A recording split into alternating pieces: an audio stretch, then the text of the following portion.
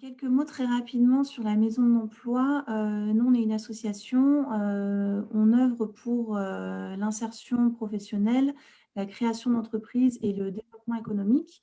On porte différentes actions sur, le territoire bordelais, dont l'organisation de ce type d'événements de recrutement. On a de l'accompagnement à l'emploi également et plusieurs actions. Donc si vous souhaitez nous rencontrer, on est, sur le quartier du Grand Parc. Isabelle et Hélène, peut-être que vous voulez vous présenter un petit peu en quelques mots, nous dire qui vous êtes et quelles sont vos structures. Ben oui, bien volontiers. Est-ce que, Hélène, vous voulez commencer? Enfin, on va se faire les politesses peut-être, mais on a le temps. Donc, Hélène Salin de l'association Proxité. Moi, je suis responsable de parrainage. L'association Proxité fait du parrainage. Et ça, vous m'entendez? Oui. Et s'adresse à des jeunes jusqu'à 30 ans qui souhaitent avancer sur leur projet d'orientation, de formation ou de recherche d'emploi. Et notre rôle, c'est de les mettre en lien avec un parrain ou une marraine qui est bénévole et qui appartient au monde du travail et qui, au cours de rencontres régulières, qui s'inscrivent dans la durée, on va travailler ensemble sur les objectifs que chacun s'est fixés. Voilà. Alors, bonjour à tous. Moi, je m'appelle Isabelle Massu. Je suis actuellement responsable du service insertion professionnelle et formation au Centre EPIC de Bordeaux. Je vous expliquerai tout à l'heure ce qu'est ce Centre EPIC de Bordeaux. Précédemment, j'ai occupé des fonctions RH dans différentes entreprises et notamment dans un grand groupe de travail temporaire. Puis, j'ai fait aussi plusieurs années à la Maison de l'Emploi de Bordeaux d'ailleurs, où j'ai travaillé à l'accompagnement des personnes. Notamment des personnes aussi en situation de handicap, je tiens à le dire, parce que c'est un accompagnement particulier. Et j'ai aussi envie d'ajouter, pour un peu légitimer ma présence ici, que moi aussi, j'ai plusieurs fois cherché un emploi, donc j'essaie de ne pas me positionner comme une théoricienne de l'accompagnement aujourd'hui, mais bien comme quelqu'un qui a une expérience aussi à partager avec vous, en plus de mon expérience professionnelle, bien sûr, parce que c'est quand même mon métier. Mais quand on cherche soi-même un emploi, on est un petit peu moins à l'aise que quand on aide les autres à chercher. Donc, j'espère que je pourrai vous être utile aujourd'hui, en tout cas. Merci à toutes les deux. Oui, je pense que ce sera utile et intéressant. Du coup, là, on est sur Je me booste. Effectivement, quand on est en recherche d'emploi, parfois, ça prend du temps, parfois on s'éparpille, parfois, c'est un peu frustrant aussi. Du coup, c'est important, je pense, de rester motivé, de rester boosté dans ces démarches. Vous, quelles sont vos astuces peut-être? Est-ce que vous avez des petits trucs, des petites astuces à partager avec les personnes qui nous écoutent pour garder cette motivation et garder la pêche dans ces démarches? Alors Hélène, peut-être? Alors, moi, je commencerai par dire peut-être se fixer des objectifs atteignables, enfin, y aller pas à pas et faire peut-être de temps en temps le point et se féliciter des petites avancées. Cette semaine, j'ai fait tout ça. Cette semaine, j'ai eu quand même une avancée là-dessus. Je sens que j'ai progressé sur ce point-là. Voilà, savoir aussi y aller pas à pas et constater les avancées, même si l'objectif final n'est pas encore atteint. Voilà. Comme tu l'as dit aussi, Clara, savoir que ça prend du temps, qu'on s'améliore au fil des candidatures, en fonction des retours qu'on peut avoir ou justement des choses où parfois on n'a pas de retour. Voilà, on va aussi prendre le temps d'analyser tout ça. Après, voilà, j'avais pensé aussi à surtout ne pas faire que ça. Prendre vraiment le temps de faire aussi autre chose pour être pleinement dans la recherche d'emploi. Il faut aussi avoir pleinement le temps de décrocher et de se ressourcer. Voilà, un peu des premières idées. Merci beaucoup. Alors, moi j'ai envie de dire de façon plus personnelle que je pense qu'il faut déjà partir de ce postulat qu'il n'y a pas de raison de ne pas trouver un emploi. Il y a des moments où ça va être plus difficile que d'autres. C'est un peu comme les enfants quand ils apprennent à marcher. Vous savez, on demande, quand on a des jeunes enfants, on dit toujours bah, le mien, il a marché à 9 mois, puis le mien, il a marché à 15 mois. Mon parallèle est un peu osé, mais ce que je veux dire, c'est que de toute façon, on finit toujours par marcher. Et en général, il y a très peu de raisons de ne pas trouver un emploi. Sauf que ça participe d'un espèce de cheminement qui fait que si c'est plus long pour certains que pour d'autres, c'est parce qu'il va falloir de temps en temps redresser un peu la barre ou repartir sur autre chose et qu'on doit s'enrichir en fait à chaque fois de son cheminement.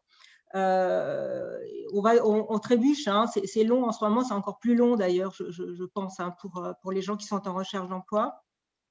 C'est quelquefois aussi plus long en fonction de l'endroit où on habite ou simplement du métier qu'on recherche. Donc, bien sûr, on n'est pas tous égaux face à la recherche d'emploi. Je pense qu'il y a pas mal de jeunes là, qui nous écoutent, mais pas que. Mais effectivement, quand on est aussi dans une recherche, dans ses premières recherches, on a aussi à apprendre de cette recherche. Donc, ce que je veux dire, c'est que il faut partir de ce postulat que ça peut être long, ça peut être quelques semaines, ça peut être quelques mois, quelquefois jusqu'à 1 an. Mais il ne faut pas se décourager. Voilà. Si tout de suite on se dit c'est mort, j'ai envoyé 3 candidatures et ça n'a pas fonctionné, effectivement, ça ne va pas le faire. Ce que j'ai envie de dire aussi, c'est que tous les chercheurs d'emploi vivent à peu près les mêmes épreuves. Donc, c'est aussi la raison un peu de ce forum aujourd'hui, je pense, hein, Clara, j'interagis avec toi, mais l'idée, c'est quand même de se dire, il ne faut pas rester tout seul quand on recherche un emploi. Il faut partager. Alors, on n'est pas toujours obligé de partager avec une association, hein, parce que c'est effectivement ce qui vous est proposé aujourd'hui, et c'est en effet un bon choix, mais il faut partager avec les autres. On a toujours autour de nous quelqu'un qui cherche un emploi, et on a toujours quelqu'un qui peut nous soutenir. Il faut absolument fuir les gens qui vous disent, et c'est souvent la famille, ça, hein, qui vous mettent la pression, qui vous disent alors, t'en es où? En fait, t'as déjà trouvé ou pas? Cette pression-là, elle est pénible pour les chercheurs d'emploi. Donc ça, on essaie de fuir cette relation-là au profit des gens qui sont comme nous et qui cherchent et qui nous accompagnent parce que ça permet de partager et l'épreuve en soi, quand c'en est une, et puis partager aussi les trouvailles, hein, parce que quand on cherche un emploi, quelquefois on en trouve pour les autres et pas pour soi, donc ça permet de partager avec les autres. Et puis se dire que quelquefois aussi, tout le monde ressent la même chose. Quand on cherche un emploi, qu'on trouve une annonce qui nous correspond au top. Enfin, moi, je ne sais pas, ça m'est arrivé, je pense que ça vous est tous arrivé. On regarde l'annonce, on se dit, celle-là, elle est vraiment pour moi, c'est sûr. Je coche toutes les cases, il n'y a aucune raison qu'on ne m'appelle pas. Et puis, en fait, ouais, c'est comme ça. Personne ne nous appelle, on ne comprend pas. C'est quand même très, très étrange. Et on vit ça comme une injustice très forte. Je voudrais juste vous dire que ça arrive à tout le monde. Puis qu'à l'inverse, on va envoyer son CV un peu comme une bouteille à la mer. Son CV, sa lettre de candidature qu'on n'aura peut-être même pas forcément bien peaufinée. Puis pouf, celle-là, elle va tomber. Alors, pourquoi je vous dis tout ça? C'est juste pour dire que la démotivation, elle est toujours un peu… Elle est présente, c'est difficile de chercher du travail. Hein. C'est un travail en soi de chercher du travail. C'est une épreuve souvent. Ça peut être du plaisir aussi, hein. On peut s'y amuser. Mais donc, quand on sait que c'est comme ça pour tout le monde, se dire que voilà, on s'accroche, on continue. Je suis peut-être un peu longue, hein, Clara, tu me dis si je suis trop longue. Je suis toujours hyper enthousiaste pour tout. Ouais, voilà. Bon, super. Non, mais oui, c'est vrai que je le prends un peu sur l'aspect négatif. Je vous demande de m'en excuser, mais c'est vrai que la question est comment rester motivé. Donc, je m'adresse peut-être à ceux qui ont plus de mal à rester motivés. Mais super, si vous arrivez à rester motivé et prendre ça avec enthousiasme, c'est évidemment l'idéal. Et puis peut-être le truc, ça c'est un truc un peu plus technique que vous aborderez certainement dans la journée, mais la dernière chose, c'est que quand on se heurte à un mur et qu'à chaque fois qu'on envoie son CV, ça ne marche pas, il y a peut-être juste se dire il faut changer de CV, quoi. Hein, tout ça, c'est très technique ce que je vous dis, mais le coût du CV qui ne marche pas, c'est une réalité. C'est-à-dire qu'il y a des CV qui ne matchent pas, comme ça, et vous allez le proposer autrement, le réfléchir autrement, et paf, vous allez l'envoyer, il va marcher. Donc, je pense que ça aussi, il ne faut pas hésiter à se remettre en question, souvent, pour se dire je n'ai pas forcément la bonne démarche et d'aller proposer autre chose aux employés. Voilà. Pardon pour ma longueur. Non, merci, merci Isabelle et merci Hélène aussi, merci à toutes les deux. Effectivement, oui, c'est vrai que c'est important de peut-être ne pas être seule dans cette recherche d'emploi, d'où aussi l'intérêt des événements comme aujourd'hui où vous allez pouvoir découvrir les différentes associations qui peuvent vous accompagner. Isabelle parle du CV qui peut ne pas matcher. Bah, justement, les assos, elles peuvent travailler avec vous sur un CV qui va être peut-être plus percutant, qui va... Enfin, elles vont vraiment pouvoir vous accompagner là-dedans. Vous allez pouvoir échanger aussi avec d'autres demandeurs d'emploi parce que souvent, il y a du collectif. Donc, je pense que ça booste peut-être un petit peu, comme disait Isabelle, de ne pas être seule dans ces démarches, quoi. Et donc là, vous nous avez parlé d'astuces, du fait de ne pas être seule, de pouvoir décrocher aussi de temps en temps. Et est-ce qu'il y a des outils vraiment concrets qui existent pour nous aider là-dedans? Oui. Euh, Oui, Hélène, vous voulez prendre la parole?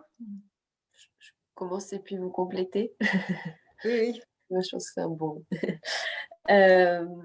Donc, c'était déjà un peu ce qu'on s'était dit sur l'organisation, mais déjà, voilà, de pouvoir planifier un peu dans sa semaine, comme les partages aussi sur le fil de discussion.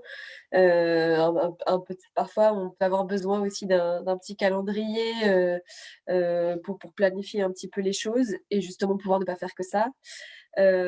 Pouvoir s'organiser aussi en notant bien toutes les candidatures qu'on a fait, peut-être dans un tableau, pour suivre un peu les candidatures et savoir à quel moment j'ai candidaté, à quel moment je peux peut-être rappeler pour savoir s'ils ont eu le temps d'étudier ma candidature.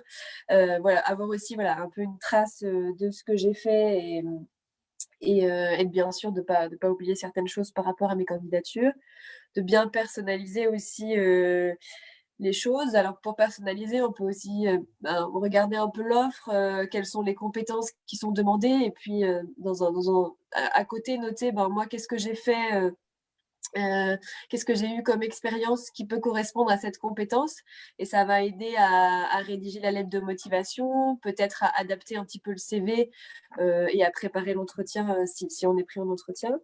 L'outil, ça peut être aussi de bien identifier quels sont les sites internet ou les réseaux spécialisés par rapport au secteur d'activité ou le métier que je recherche qui vont diffuser les offres d'emploi. Voilà, savoir aussi identifier, ou demander de l'aide parfois pour bien identifier les lieux où chercher les offres.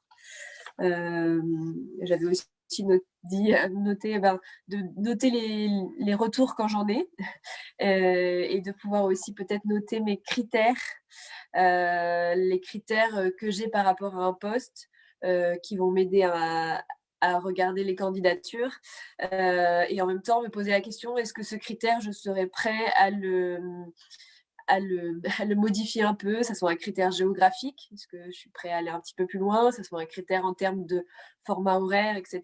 Et donc voilà, de poser ces questions-là avant. Voilà, j'ai noté ça. Mais... Alors oui, moi je peux un peu apporter un complément. Effectivement, il y a toute cette technicité dans la recherche, effectivement, qui permet d'optimiser, de ne pas perdre d'infos en route. Moi, j'ai envie de vous dire le maître mot. Je suis même assez contente qu'Hélène ne l'ait pas dit, parce que je m'étais dit que je n'allais pas être très originale, mais le maître mot, c'est le réseau, mais on doit vous rebattre les oreilles avec ces histoires de réseau. Mais j'ai quand même envie d'en parler, parce que pour moi, le réseau, ce n'est pas forcément les réseaux sociaux. Les réseaux numériques, ça reste des réseaux sociaux, mais pas forcément le réseau numérique, même si évidemment, c'est quand même un point de départ important. Quand on cherche un emploi et qu'on n'est pas sur LinkedIn, c'est sûr que c'est un petit peu plus embêtant, mais en même temps, tous les métiers ne se gèrent pas via LinkedIn. Quoique, j'ai envie de dire, parce que je ne sais pas si vous êtes très assidu sur LinkedIn, mais moi, je suis sur LinkedIn une fille qui est grutière, par exemple, et qui n'est pas, évidemment, on ne s'imagine pas les métiers du bâtiment sur LinkedIn. Or, cette fille, elle est grutière, vous savez, les grandes grues à Tours, là. Et cette fille-là, une fois que son chantier est fini, ben, elle s'en va et elle n'a plus de boulot parce qu'une grutière, ça ne reste pas tout le long sur un chantier. Et elle poste régulièrement des photos de ce qu'elle voit de sa grue, par exemple. Je trouve ça génial, j'adore. Et ça lui permet de communiquer, de rester en contact avec des futurs employeurs. Donc, pourquoi je digresse là-dessus? Parce que, effectivement, LinkedIn, c'est un réseau social qui s'adresse uniquement à des professionnels. Et là, évidemment, on y trouve des mines d'or qu'on ne trouve pas ailleurs. Parce que le maître mot du réseau, c'est quand même bien d'aller, comment dire, d'avoir une recherche exponentielle. C'est-à-dire que vous allez vous faire connaître, ce qui va vous faire connaître, ce qui va vous faire connaître. Je ne sais pas si vous voyez l'idée.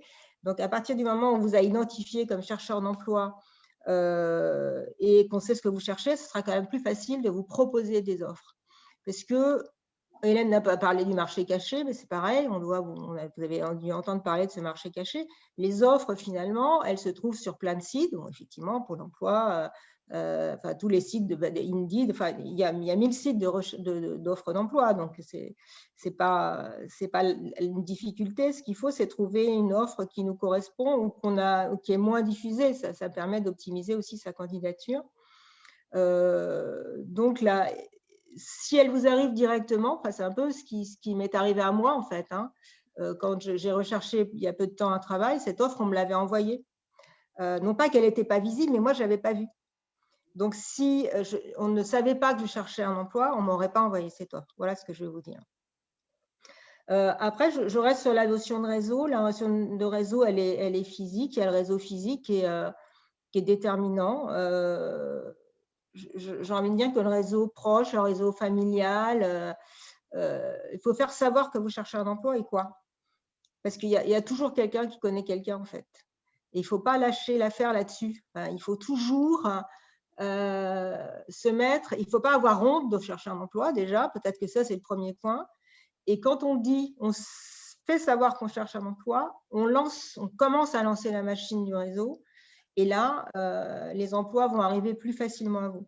Enfin, c'est une façon d'aborder les choses, mais vraiment d'écarter le plus possible le champ des possibles et d'avoir le plus d'offres possibles. Je sais qu'à un moment, j'ai pas mal conseillé aussi de faire du réseau physique, c'est-à-dire d'aller prendre son CV. Je sais que ça fait un peu archaïque, mais ça marche encore assez bien, finalement. Je conseille encore aux jeunes avec qui je travaille en ce moment. Prendre son CV et aller taper aux portes, ça paraît être des années 40. Et ben, vous me croyez si vous voulez, mais ça marche encore vachement bien, en fait. C'est comme de la candidature spontanée, mais physique. Et ça, ils aiment bien les employeurs, en fait. Donc, y aller, surtout en ce moment, il faut pas on y va avec son masque, évidemment. On met sa photo sur le CV pour qu'on montre notre tête. On y va avec son masque et puis on va toquer aux portes, en fait. Je crois qu'il faut, et ça c'est bien parce que ça permet de rester dans une dynamique d'échange interpersonnel, physique, qui est assez intéressante, je trouve. Et puis dans le cadre de ces réseaux aussi, quand on a un entretien avec quelqu'un, enfin un échange, moi j'aime bien l'idée d'aller chercher des entretiens, vous savez, on appelle ça les entretiens conseils, quand on a identifié sur LinkedIn ou ailleurs quelqu'un qui cherche ou qui fait le même métier que celui qu'on cherche, on va l'interroger assez facilement, poser une question et dire voilà, je galère un peu sur cette recherche d'emploi, qu'est-ce que vous me conseilleriez ou qui je pourrais appeler. À chaque fois qu'on rencontre quelqu'un, il faut essayer de tirer un nom ou deux ou trois. Et vous allez, c'est vite exponentiel cette affaire-là en fait. Donc à chaque fois, paf, on glane deux, trois contacts et on continue, on avance. Et moi, je trouve que, je ne sais pas si vous ressentez ça, mais il me semblait qu'avant, c'était difficile, on avait peur de déranger, d'appeler un employeur. Et je trouve que maintenant, avec les réseaux sociaux, justement, moi, je suis très souvent sollicitée, par exemple, via LinkedIn, où on me pose des questions, on me dit, est-ce que vous pourriez me mettre en relation avec machin ou avec machine? Je le fais tout le temps, en fait. Je n'ai pas de frein là-dessus. Ça ne me gêne pas qu'on me demande ça. Et moi, quand je l'ai fait, on m'a aussi toujours répondu. Donc, il ne faut pas se dire qu'on va déranger ou que c'est déplacé ou qu'on va se cramer une cartouche en faisant ça. Ce n'est pas vrai, au contraire, ça montre sa détermination et sa motivation à chercher un emploi. Donc, l'aspect réseau, c'est vraiment le truc le plus fort qui soit. Mais bon, il ne faut rien laisser au hasard. Moi, je fais de la candidature spontanée, de la réponse aux offres, du réseau, du machin. Il faut démultiplier les actions et puis voilà, ça paye, quoi. Effectivement, c'est rare qu'on entende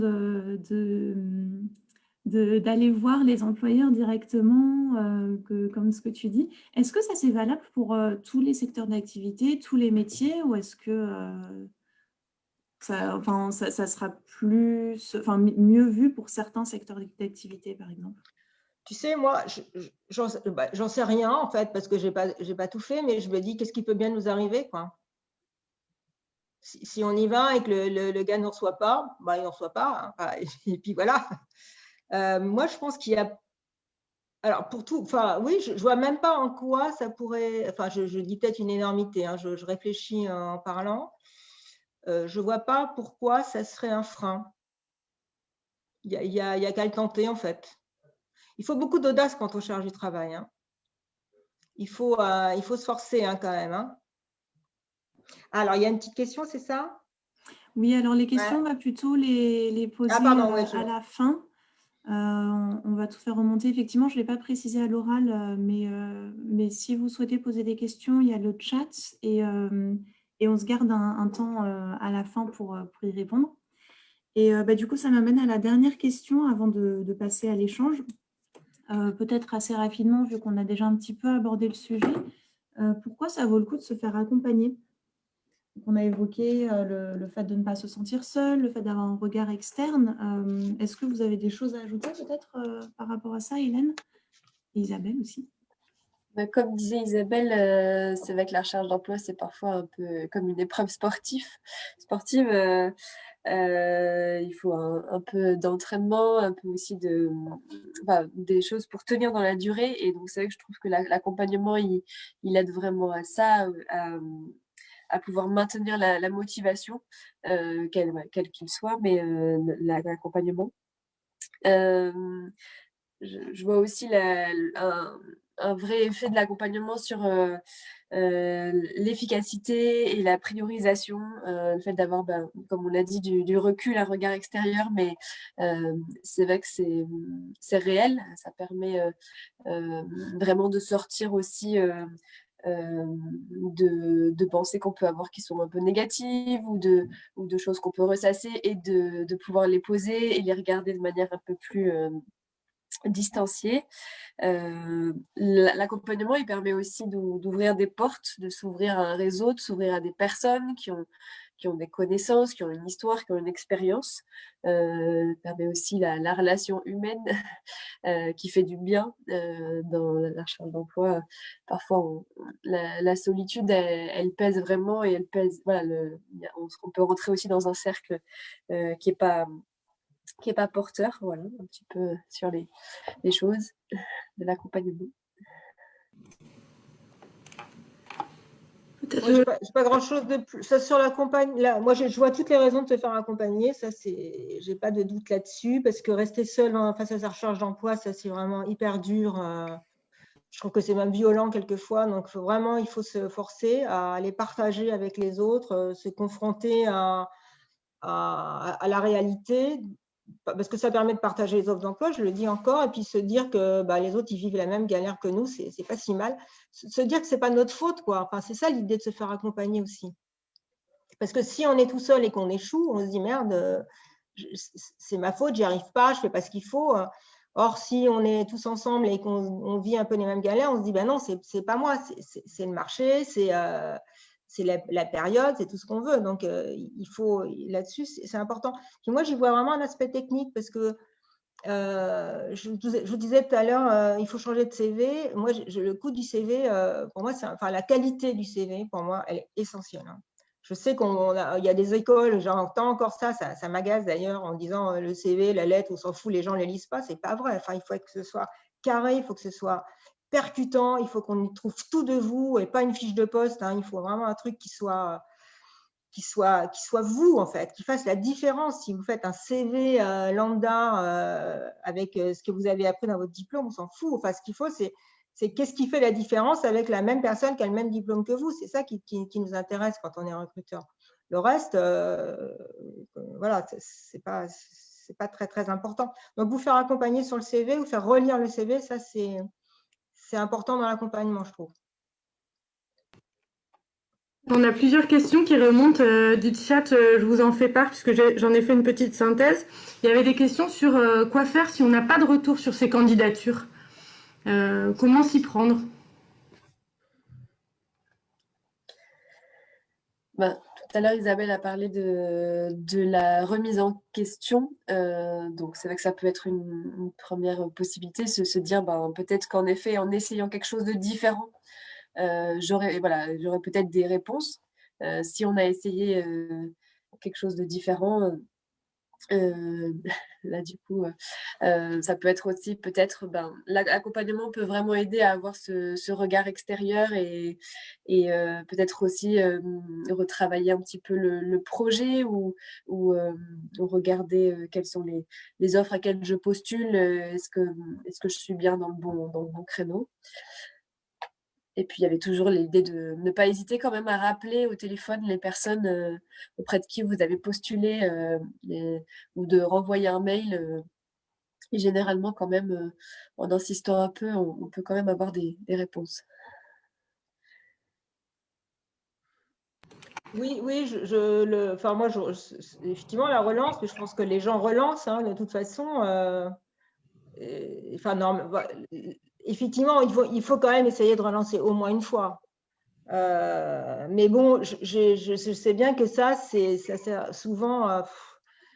Je ne sais pas quel est le pourcentage de retour qu'on a sur les candidatures, mais c'est quand même assez bas en fait, hein. Donc, c'est très agaçant ça quand on cherche un emploi. On est souvent en colère de ça parce que souvent on n'a pas de réponse.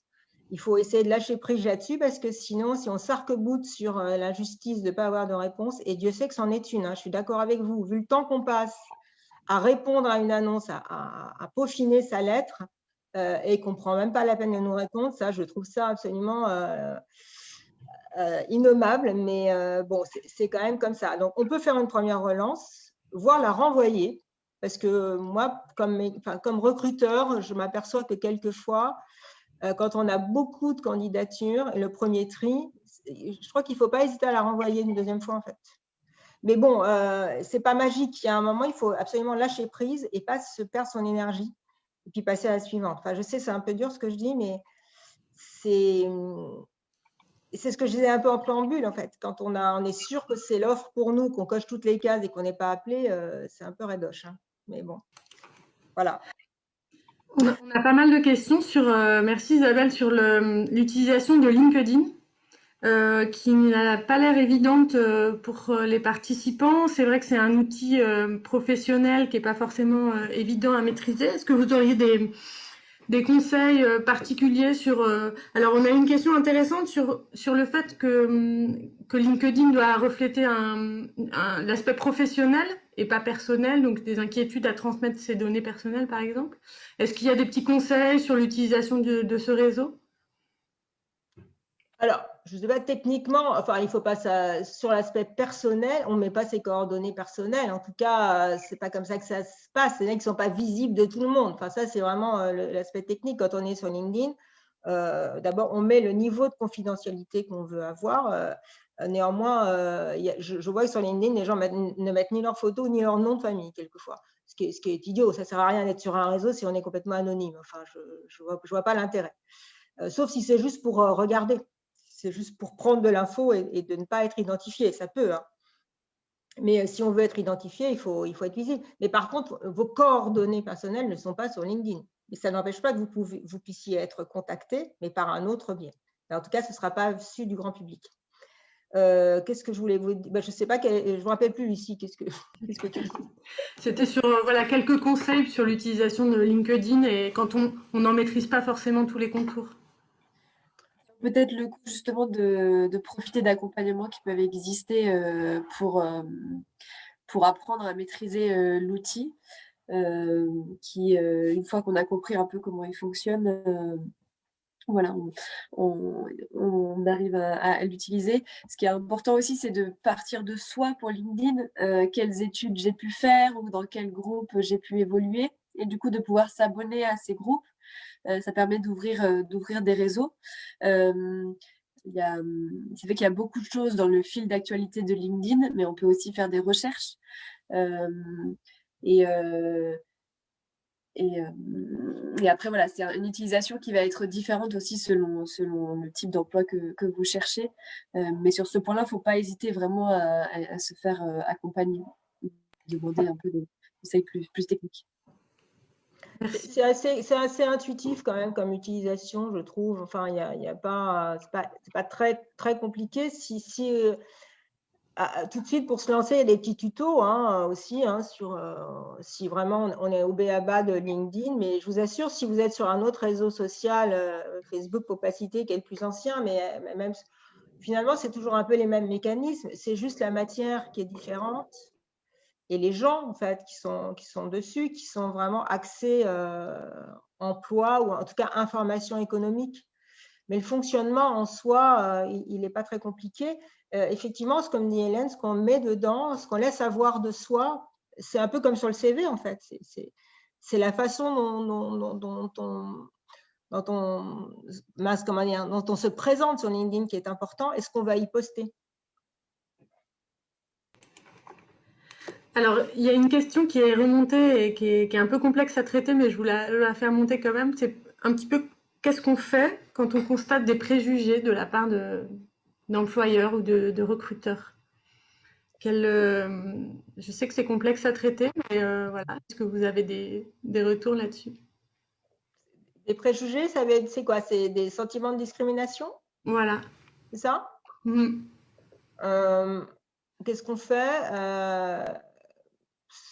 De toute façon, il n'y a pas 36 choses à faire, en fait. Soit c'est avéré, et puis on va le dénoncer quelque part. Alors, je maîtrise moins la procédure de ça, mais effectivement, c'est pas acceptable. C'est toujours difficile à identifier, par contre, savoir si on est vraiment… je sais que c'est quelque chose qui revient souvent, notamment sur l'âge. La discrimination de l'âge, parce qu'on parle souvent de l'adresse ou de la couleur de peau, mais l'âge aussi, effectivement.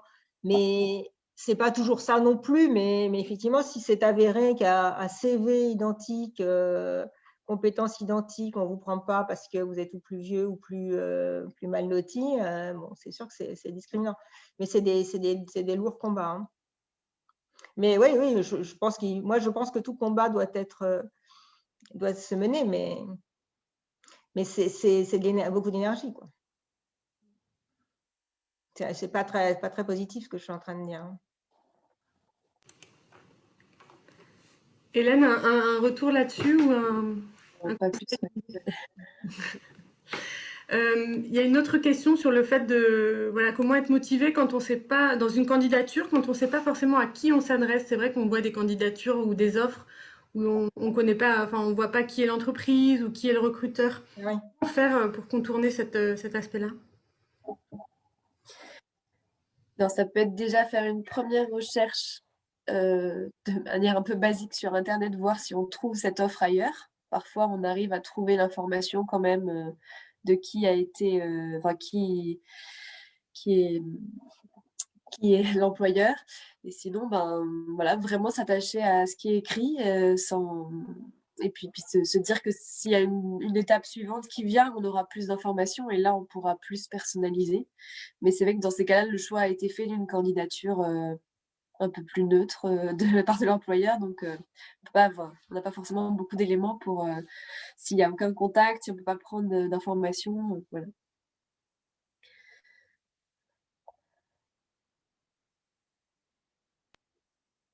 Il y a une remarque sur le chat sur le fait qu'il existe une association, je pense, qui s'appelle À compétences égales sur les discriminations.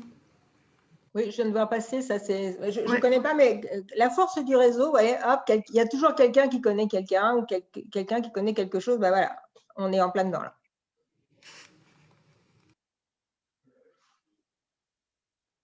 Et du coup, quand on a cette donnée à compétences égales, c'est une association, j'imagine, qui nous aide à régler ces histoires de discrimination, j'imagine. Oui, exactement, ça doit être un accompagnement spécifique sur cette question. On a eu quelques quelques partages d'astuces aussi par les participants directement, et je trouve ça intéressant de les partager avec tout le monde pour ceux qui auraient peut-être pas vu passer l'info dans le chat. On a une personne qui parlait de sa façon d'organiser sa semaine pour ne pas se laisser aller. Elle cherche des offres le mardi et le jeudi sur les différents job boards et postule sur la matinée. Avant, elle le faisait tous les jours, mais maintenant, elle se limite à 2 jours par semaine parce que sinon, c'est trop long et trop rébarbatif. Donc, on en revient à ce que disait Hélène au début sur le fait que oui, c'est un process long, intense de chercher du travail, mais c'est important de ne pas faire que ça, de pouvoir décrocher. Après, il y a une autre personne qui a partagé une astuce intéressante, je trouve, c'est qu'elle, pour le coup, elle se lève aux aurores pour profiter de la sérénité du matin et des bruits de la nature pour se booster. On a une remarque aussi sur le feeling dans les entretiens, comme quoi c'est quelque chose qu'on ne maîtrise pas forcément, le feeling qu'on va avoir avec le recruteur. Parfois, ça passe et parfois, ça ne passe pas. Et que c'est important aussi de se souvenir que la recherche d'emploi, bah, ça va dans les deux sens. C'est un gagnant-gagnant, c'est à la fois le recruteur qui cherche la bonne personne, mais c'est nous aussi, c'est les candidats aussi qui cherchent la bonne entreprise, en fait, le bon match. Isabelle, je te vois acquiescer, tu es Oui. d'accord avec ça? Oui, oui, c'est vrai que les chercheurs d'emploi, ils ont aussi le droit de faire le tri dans les entreprises. Après, c'est vrai que ça fait un peu riche de dire on a le droit de choisir son entreprise, mais oui, on a le droit de choisir son entreprise. Et d'ailleurs, les groupes qui ont du mal à recruter, ils nous déroulent des ponts d'or d'avantages pour pouvoir capter les candidatures. Donc, effectivement, ce n'est pas toujours dans le sens des chercheurs d'emploi, c'est vrai. Et enfin, on a aussi eu un témoignage sur Facebook Live de notre directrice adjointe à la Maison de l'Emploi qui témoigne qu'elle-même, quand elle était étudiante en dernière année, elle s'est présentée physiquement dans différentes structures et elle y allait vraiment au culot pour proposer d'être prise en stage. Alors parfois, elle a eu l'étonnement sur le visage des interlocuteurs et puis finalement, elle a décroché un stage qui a même débouché sur 2 CDD. Donc, ça illustre bien aussi ce que tu disais, Isabelle, d'y aller, quoi. Donc, merci à tous pour ce témoignage. C'est chouette de voir que vous échangez aussi entre vous. Il y a une dernière question, Clara, sur le délai pour répondre à une annonce. Est-ce qu'il y a un délai particulier quand on voit une offre passer ou... Alors, souvent, c'est précisé dans les annonces, mais peut-être Isabelle et Hélène, vous pouvez répondre un petit peu plus complètement. Ouais, j'imagine qu'il y a je pense qu'il y a des grandes théories aussi là-dessus, mais moi, si je me réfère à mon métier de recruteur, du coup, je vois bien que finalement, je me dis pas c'est le premier arrivé qui va avoir la primeur du poste. Enfin, il y a un délai, oui. Enfin, je vous dis, c'est vrai que Clara a raison. En général, c'est noté non seulement c'est noté dans l'offre, mais de toute façon, souvent, elles disparaissent du web et on les trouve plus. Donc ça, c'est le signe fort que c'est plus la peine d'y aller. Quoique moi, j'ai déjà répondu derrière à des offres qui étaient plus. J'ai essayé de trouver des noms de personnes à qui envoyer. Ça peut marcher aussi, mais bon, c'est moins efficace. Le délai, non. Enfin, à partir du moment où on est dans le délai, à partir du moment où on peut répondre, ça veut dire qu'on est toujours dans le délai.